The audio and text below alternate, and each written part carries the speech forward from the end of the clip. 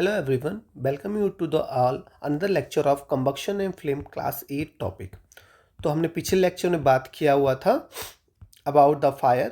ठीक, अब इस लेक्चर में हम बात करेंगे अबाउट द फ्यूल।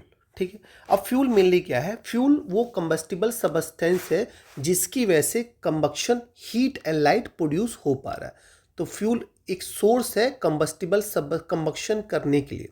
तो fuel is the any substance that burn in the air to produce heat and light. Simple सा क्या है? फ्यूल इज द कंबस्टिबल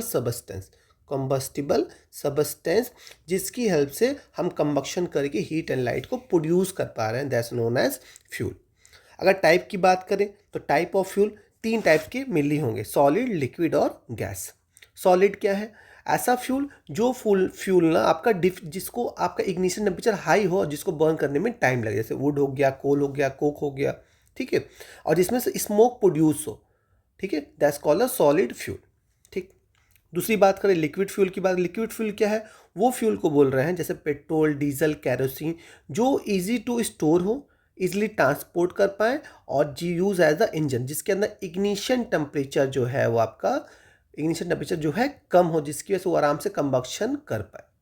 और तीसरा है गैसियस फ्यूल। गैसियस फ्यूल वो फ्यूल है जैसे एलपीजी, सीएनजी, हाइड्रोजन और बायोगैस, जो एक क्लीन फ्यूल है जिसमें आपका जो है कंबक्शन के दौरान इग्निशन टेम्परेचर बहुत कम होने का इग्निशन टेम्परेचर बहुत कम होने के कारण कंबक्शन बहुत इजली होगा और हाइयर अमाउंट में हीट और लाइट जो है वो प्रोड्यूस होगा। हाइयर अमाउंट में हीट एंड लाइट जो है आपका हाइयर अमाउंट में हीट एंड लाइट प्रोड्यूस होगा।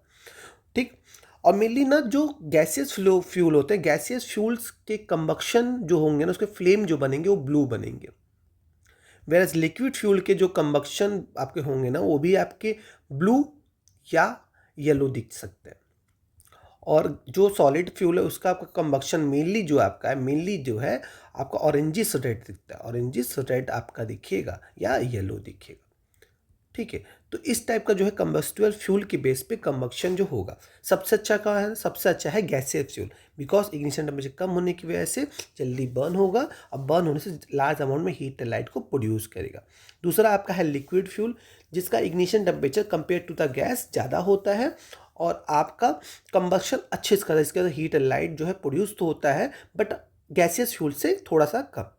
सॉलिड फ्यूल क्या? ऐसा फ्यूल जिसका इग्निशन टेम्परेचर दोनों से ज़्यादा होता है, दोनों से आपका हाँ ज़्यादा होगा और जो क्या होगा, सबस्टेंस जल्दी इजीली बर्न नहीं करेगा। ठीक है, और क्या होगा इस कंडीशन में ना, सबस्टेंस को हम और सबस्टेंस में आपका रेजिड्यूस भी निकलेगा, स्मोक्स भी निकलेगा, पॉल्यूशन भी करेगा, राइट।